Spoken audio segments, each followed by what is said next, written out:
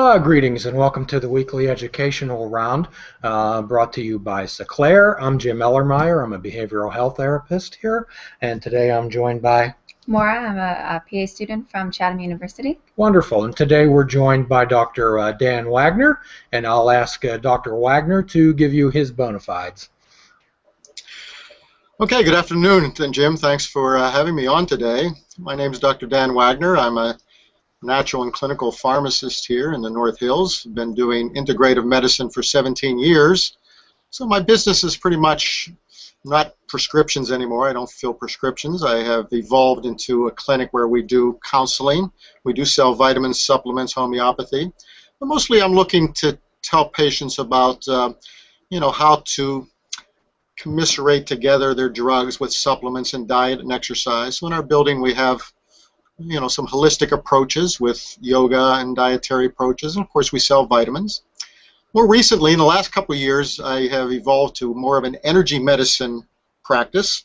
So I have a number of machines where we check people with energetic fields, and we think energy medicine is likely the medicine of the future. So we're looking for balancing organs, and works quite well.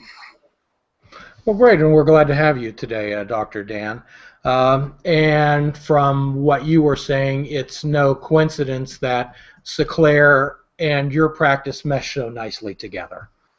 We're working closer together because I do think it's important that people who utilize psychiatry could have other problems affecting their emotions.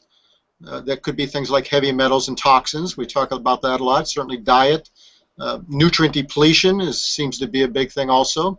So we're working more closely, and I think in the future we will be steadily working down there at Seclair and work together on helping patients balance their energies and balance their lives. Well, we could simply work on a patient's depression or anxiety, and we would be doing them a great disservice by not examining every facet of their life and what perhaps is affecting or the underlying reasons for some of these conditions they present to us with. So today what we're going to be discussing is environmental toxins and some common household toxins that are out there. And I don't think, Dr. Dan, that most people understand the toxicity level of the things that they're purchasing and using. Well, they certainly don't, and we can call those environmental toxins many things, but I think the best names are free radicals and probably oxidative stress. Oxidation is a chemical reaction that is the aging process, right? I think of it sometimes, I explain to patients, think about an old car sitting in the backyard and the wind and rain and the snow is going to rust the car. It's oxidizing the car. The car is aging. Well, we don't rust because we're not metal, but we oxidize. And of course, this aging process has to do with oxidation. So one of the reasons we take antioxidants, which is mostly should be in our food, but we certainly need to supplement it.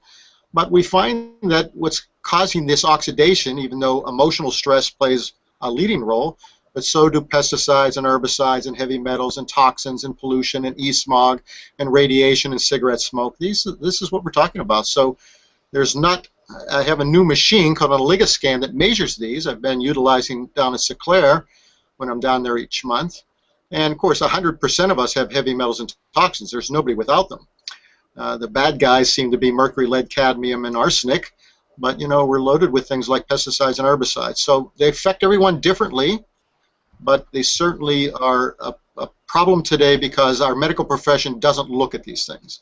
There's no good scientific evidence taught in med school about what heavy metals, toxins, and these things are doing to our bodies. So it is a great area of interest. Well, I'd like to ask Maura. Maura is a physician's assistant that's doing her psychiatric rotation here. And I'm going to ask Maura if, number one, that if she's had any instruction or courses related to toxins in her training, and then I'd like to be able to address Dr. Wagner. Okay. Well, as far as training-wise, I haven't really experienced much training in the recognition as well as the treatment of, except for certain things like lead poisoning, asbestos. Those I am familiar with, but what I actually did and looked up for this podcast were the top 10 most common household toxins. And I was very interested in them because most of them are things that I had never heard of, nor can I really pronounce very well. So I would say that that kind of goes to show that a lot of people are probably not aware of the toxins that they're bringing into their home. I found a lot of these to be kind of disturbing because they are very prevalent, and the more I looked them up, the more I realized that these could be things that I'm also bringing into my house as well. So just to kind of go through that list with you, the top 10 most common household toxins include bisphenol A, which is BPA, and that's found often in plastics. So it can be anything from water bottles, baby bottles, plastic wrap, food packaging. And what they're currently worried about with this is the possibility of brain and behavioral effects, especially with young children and unborn children. Feel free to jump in anytime, Dr. Dan. Well, that's one of the famous ones, is that bisphenol A, and it is in plastics. And new reports are cautioning people, like when they have their water in their plastic bottle and it's sitting in their car all day, and the temperature goes up to the 90s and 100s. This is actually more toxic. So if you can put your water bottle in glass, you're a lot better off. But there's some reports out about that I've read. And yeah, that is probably one of the most common. I don't think it's one of the most toxic, but it's certainly one of the most common. Right. I also, along with that, oxybenzone, which is one I am familiar with because it's used often in cosmetics.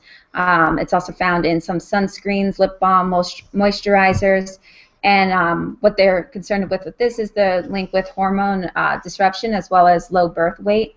Now, a lot of this is they're just seeing correlations between the two. It hasn't had as much research done, but they currently think that the exposure levels are safe.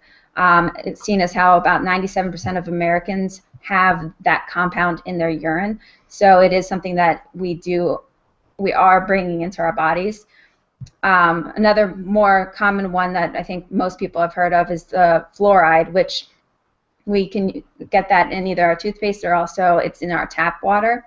However, they are worried about the long-term effects of the exposure. The levels that we get have been deemed to be safe, but we're not entirely sure what the long-term exposure of fluoride is to the body, and they're worried about neurotoxicity and also the development of tumors from it being swallowed too often.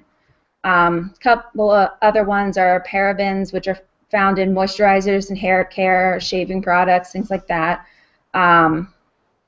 There is butylated hydroxynazole, which that's an additive to preserve fats and oils in foods and cosmetics. So you can see it in chewing gum, snack foods.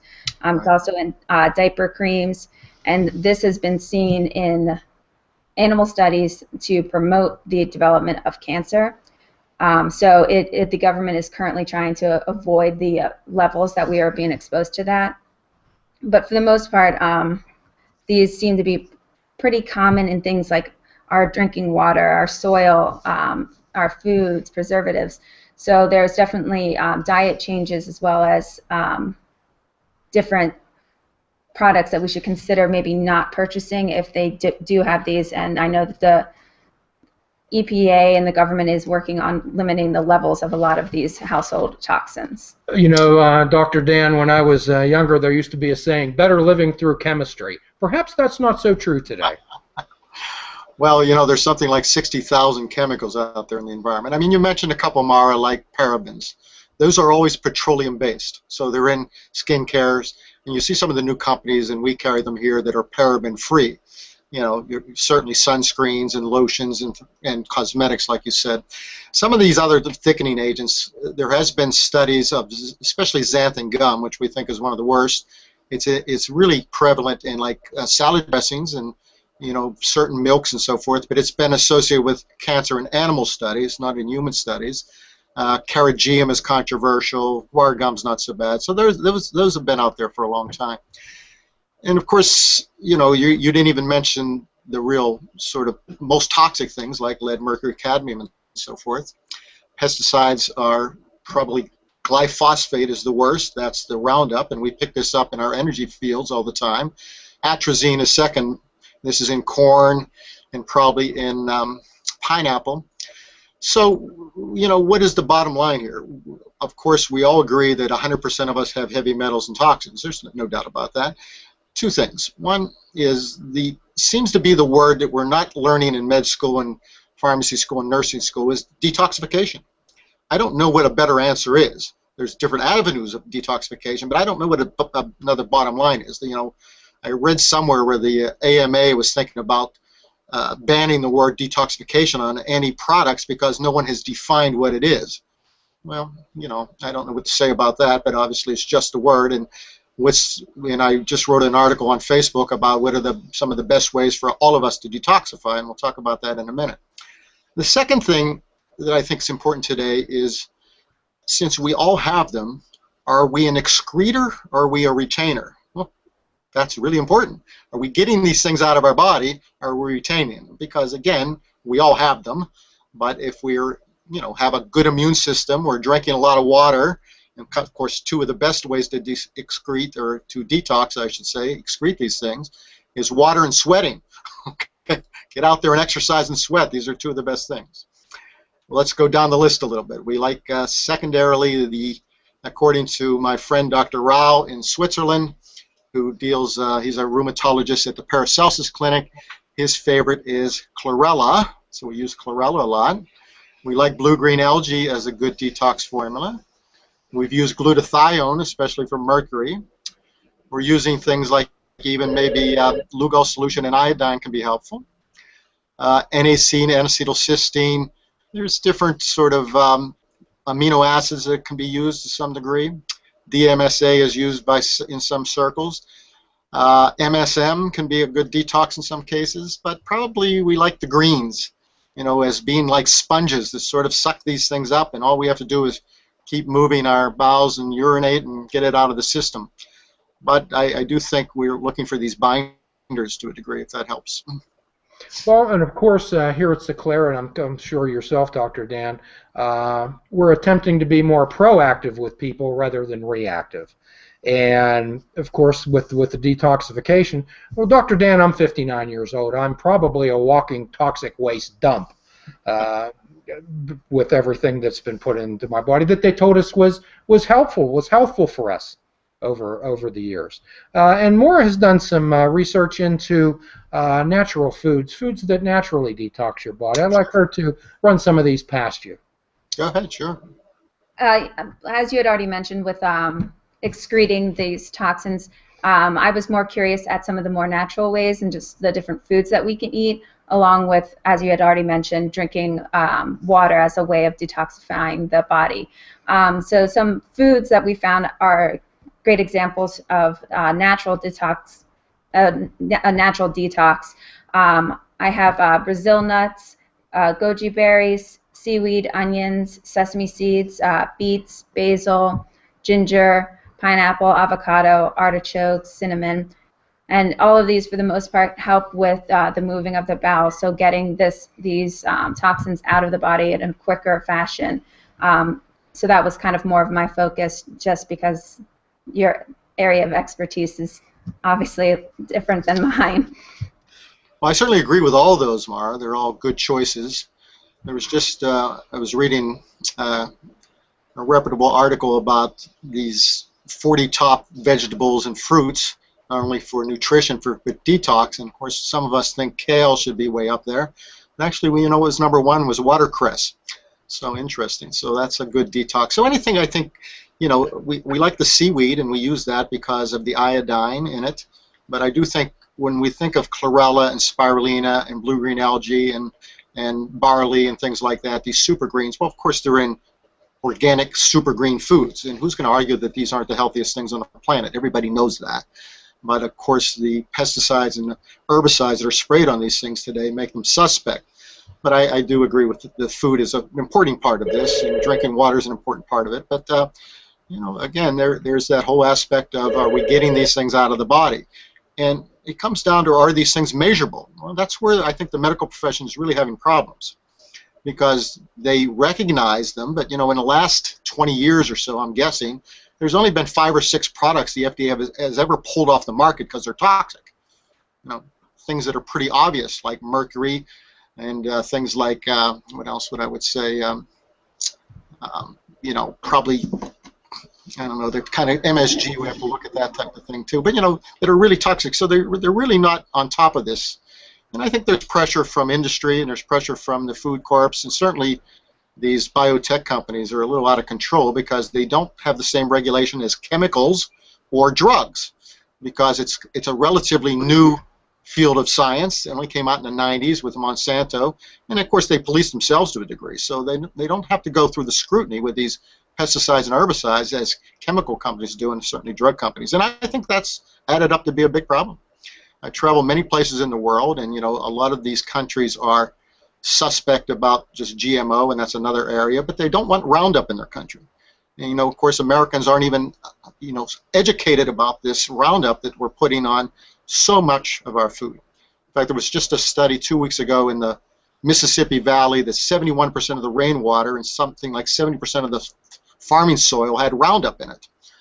Well, you know, who do you trust? Well, that's what it comes down to, but I think the American public is pretty much just in the dark about so many of these things. And I just think more physicians and pharmacists and nurses in the medical profession, this should be think and do in medical school, but you know, where's the research? Who's funding it? Well, that's a big question today, but there's no doubt in your field there, you know, working at the clinic there, that you know, we know that there's mercury and preservatives in certain vaccines. Is that affecting the intelligence level or the autism or the ADH? Well, you know, that's controversial, but to say that these heavy metals has no impact, of course, that makes no sense at all. So we do need more research in that area, but we got to recognize it before we research it, and we don't even get our FDA and our medical profession recognizing these things. You mentioned that you're well traveled, Dr. Dan. Could you tell us about some of your travels and the upcoming trip to Ecuador? Well, sure. I've worked with mostly students for the last 17 years. I have an NGO called the Student Rainforest Fund.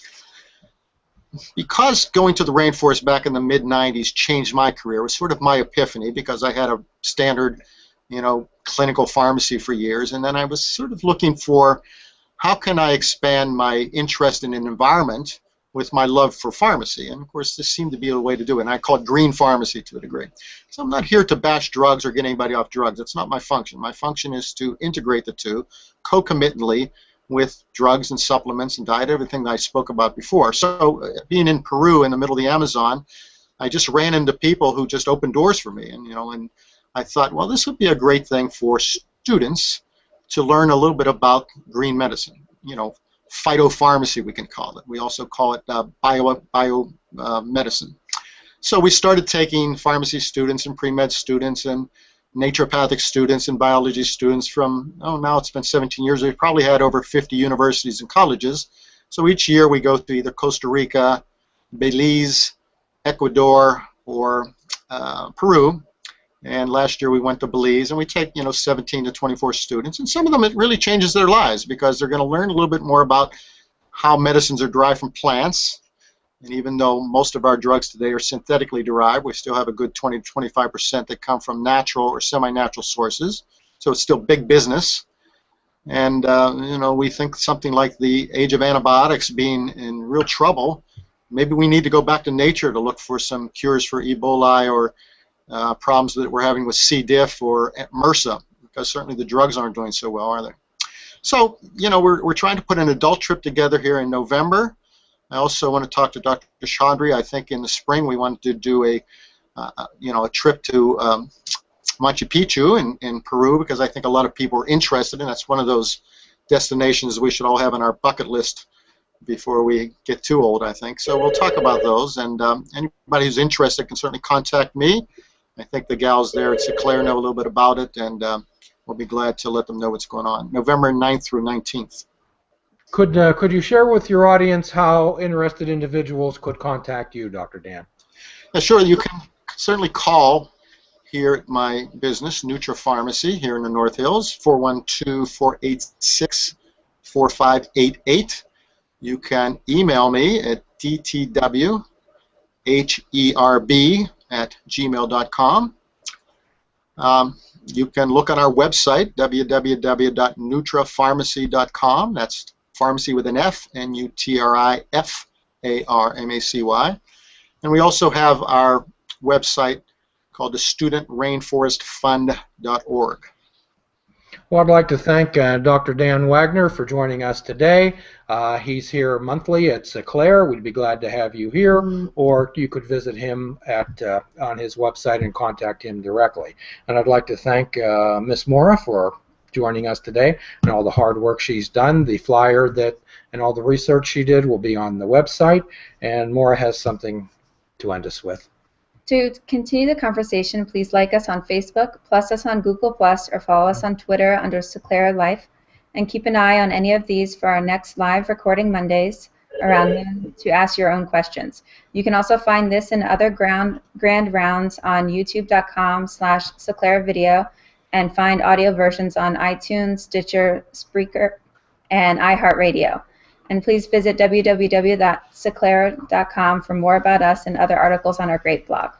And here's a prescription that perhaps Dr. Dan could write. Fruits, nuts, and vegetables, unplug your television, and perhaps take up fishing. And as always, be good to yourself. And get that